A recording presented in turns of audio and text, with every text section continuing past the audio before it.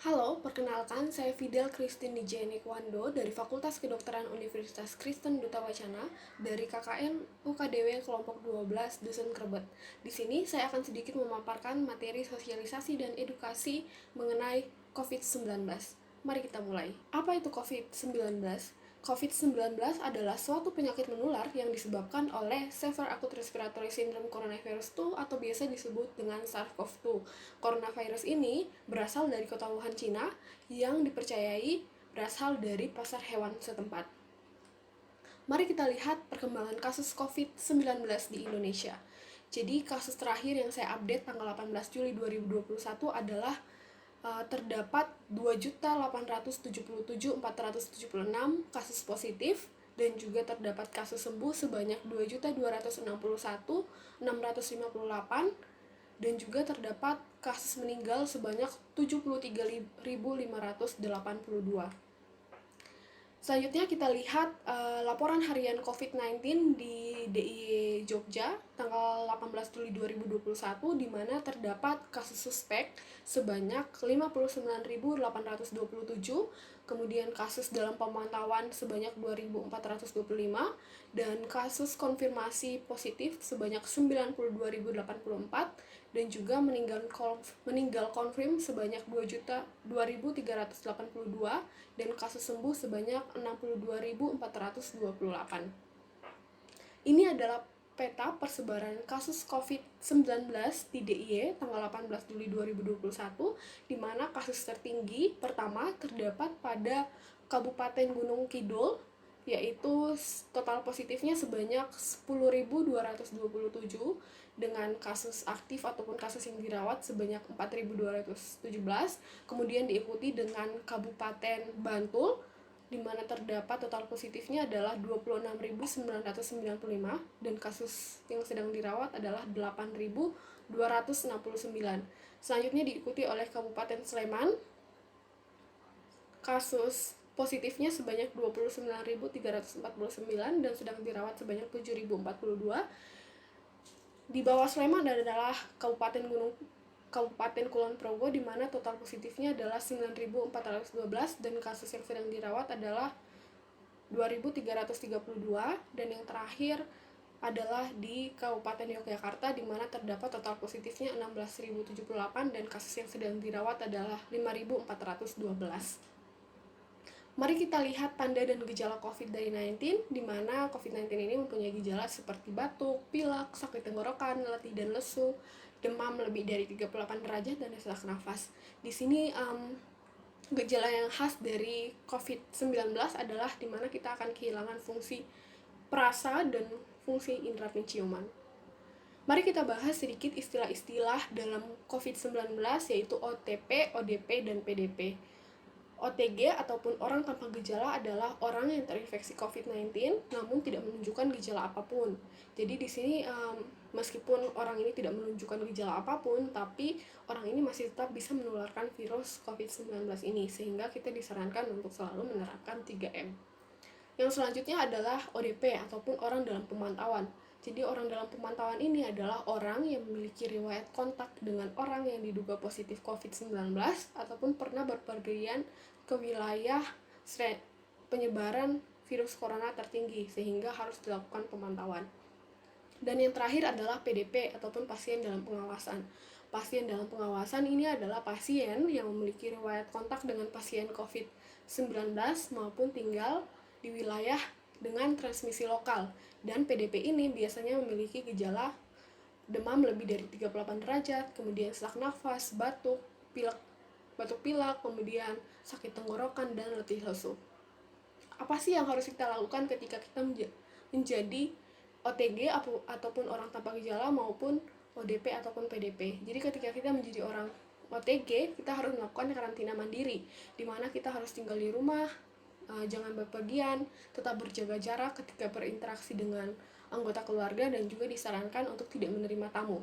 Dan ketika kita menjadi ODP ataupun PDP, kita harus lakukan isolasi mandiri, di mana kita disarankan untuk tetap tinggal di kamar dan diusahakan untuk tidak berkontak dengan orang lain, dan gunakan kamar mandi yang terpisah dengan anggota keluarga, pakai alat makan terpisah, dan juga Jika kondisi semakin parah, kita disarankan untuk menghubungi kader ataupun relawan COVID-19 di desa ataupun pusat pelayanan kesehatan yang terdekat.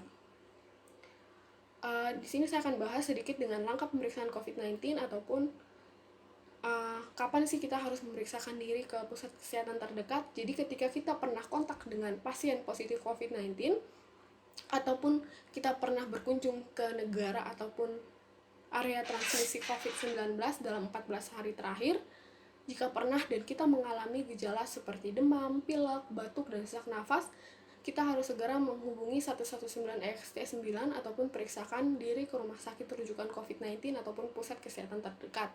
Namun ketika kita tidak memiliki gejala, kita disarankan untuk mengkarantina diri selama 14 hari terhitung setelah kita kontak ataupun kunjungan ke daerah-daerah yang transmisi COVID-19. Jadi ketika kita 14 hari karantina mandiri, ketika kita mengalami gejala seperti demam, pilek, batuk, sesak nafas, kita disarankan untuk memeriksakan diri ke pusat pelayanan kesehatan terdekat. Dan ketika kita tidak mengalami gejala-gejala tersebut, kita tidak perlu memeriksakan diri dan juga tetap menjaga kesehatan diri dan keluarga. Namun ketika kita tidak pernah kontak dengan pasien positif COVID-19 ataupun tidak pernah berkunjung ke negara ataupun transmisi COVID-19 dalam 14 hari terakhir dan tidak mengalami gejala seperti demam, pilek, batuk, dan sesak nafas, kita tidak perlu memeriksakan diri dan tetap jaga kesehatan. Namun ketika kita mengalami gejala seperti batuk, pilek, demam, dan sesak nafas, kita disarankan untuk segera memeriksakan diri. Mari kita bahas cara penularan COVID-19. Jadi COVID-19 dapat menular melalui yang pertama, droplet. Jadi COVID-19 ditularkan melalui droplet, percikan ketika orang berbicara ataupun batuk. Kemudian yang kedua adalah kontak erat, seperti cium tangan, jabat tangan, berpelukan, dan cepika-cepiki. Dan yang terakhir adalah menyentuh benda yang terkontaminasi COVID. Jadi virus corona ini dapat bertahan pada permukaan benda mati selama berjam-jam sampai berhari-hari. Mari kita bahas cara pencegahan COVID-19. Yang pertama adalah stay at home. Kita disarankan untuk hindari kumpul-kumpul dengan banyak orang di tempat umum. Kemudian yang kedua adalah gunakan masker ketika berpergian. Selanjutnya adalah jaga jarak minimal 2 meter, dan ketika kita terpaksa harus keluar rumah, kita disarankan untuk tidak berdekatan dengan orang lain. Selanjutnya cara penjagaan COVID yang lainnya adalah kita disarankan untuk rajin cuci tangan minimal 20 detik, kemudian hindari menyentuh area wajah, dan rutin mandi terutama setelah berpergian.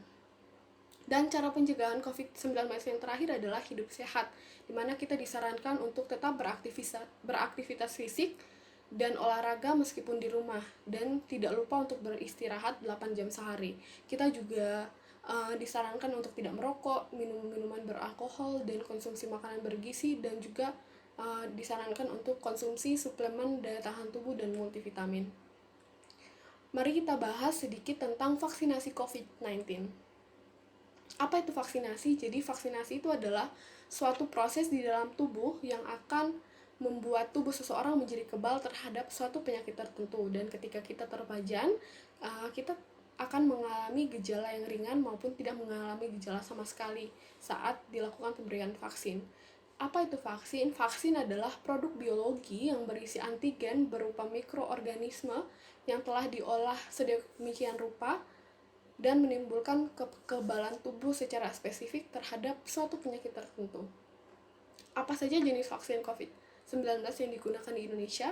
Jadi menurut keputusan Menteri Kesehatan nomor HK 0107-Menkes-12758-2020 tentang penetapan jenis vaksin yang dapat digunakan adalah yang pertama, vaksin yang diproduksi oleh PT Bio Farma Persero, kemudian yang kedua adalah AstraZeneca, yang ketiga adalah China National Pharmaceutical Group Corporation atau Sinopharm, yang keempat adalah Moderna, yang kelima adalah Novavax, yang keenam adalah Pfizer, dan yang terakhir adalah Sinovac. Di sini yang sering digunakan di pusat-pusat pelayanan medis yang terdekat adalah AstraZeneca dan Sinovac. Pertanyaan selanjutnya yang dapat muncul adalah, apakah setelah vaksin kita pasti kebal terhadap COVID-19? Jawabannya adalah, vaksin tidak 100% membuat kita kebal terhadap COVID-19, namun akan mengurangi dampak yang ditimbulkan jika kita tertular COVID-19. Jadi untuk itu, meskipun kita sudah divaksin, kita tetap direkomendasikan ataupun disarankan untuk tetap menjalankan 3M. Siapa saja yang boleh dan tidak boleh divaksin? Jadi yang boleh divaksin adalah semua orang sehat. Selanjutnya yang tidak boleh divaksin adalah yang pertama orang yang sedang sakit. Kemudian yang kedua adalah orang yang memiliki riwayat penyakit penyerta seperti DM dan hipertensi. Kalaupun orang-orang yang memiliki penyakit penyerta yang tidak terkontrol seperti DM dan hipertensi boleh vaksin, itu harus ada surat rekomendasi dari dokter yang menangani pasien tersebut. Kemudian yang ketiga adalah tidak sesuai usia. Kemudian yang keempat adalah penyintas COVID-19. Yang kelima adalah ibu hamil dan ibu menyusui. Dan yang terakhir adalah orang yang memiliki riwayat autoimun. Bagaimana sih cara kerja vaksin di dalam tubuh? Jadi vaksin ini akan merangsang pembentukan kekebalan tubuh terhadap penyakit tertentu pada tubuh seseorang. Jadi tubuh akan mengingat virus ataupun bakteri pembawa penyakit dan mengenali serta tahu cara bagaimana melawannya. Jadi apabila cakupan vaksinasi tinggi dan merata di suatu daerah, maka akan terbentuk kekebalan kelompok ataupun disebut dengan herd immunity. Apa sih reaksi tubuh yang mungkin terjadi setelah vaksinasi? Reaksi tubuh yang mungkin terjadi setelah vaksinasi ini juga biasa disebut dengan KIPI atau kejadian pasca imunisasi, di mana akan terjadi reaksi lokal, reaksi sistemik, dan reaksi lain. Reaksi lokal yang dapat muncul adalah nyeri, kemudian kemerahan, bengkak pada tempat suntikan. Dan reaksi sistemik yang dapat terjadi adalah demam, nyeri otot, nyeri sendi, bana lemah, sakit kepala. Dan reaksi lain adalah reaksi alergi seperti urtikaria, edem, reaksi anafilaksis, dan sinkop. Apa yang harus dilakukan ketika kita mengalami KIPI atau kejadian pasca imunisasi? Yang pertama adalah jangan panik, karena demam dan malaise dapat diatasi dengan minum air putih, kemudian kompres atau mandi air hangat, dan minum obat paracetamol sesuai dosis yang diberikan oleh petugas kesehatan ataupun dokter. Yang kedua adalah nyeri dan bengkak pada kemerahan pada tempat suntikan dapat diatasi dengan kompres dingin pada lokasi tersebut dan minum obat paracetamol sesuai dosis yang diberikan. Selanjutnya adalah jangan lupa vaksin. Ayo lindungi diri dan keluarga dari COVID-19. Vaksin COVID-19 aman, halal, dan berkualitas. Kunjungi fasilitas kesehatan untuk mendapatkan vaksinasi COVID-19. Ini adalah sumber yang dapat saya sertakan. Itu berasal dari Kementerian Kesehatan Republik Indonesia, kemudian dari gugus tugas percepatan penanganan COVID-19, dari WHO, dan dari CDC. Terima kasih. Misalnya ada pertanyaan, boleh menghubungi saya di email dan nomor telepon yang tertera. Saya mohon maaf jika ada salah-salah kata, dan semoga sosialisasi dan edukasi ini dapat bermanfaat untuk saudara dan Bapak Ibu sekalian. Salam sehat dan semoga sehat selalu.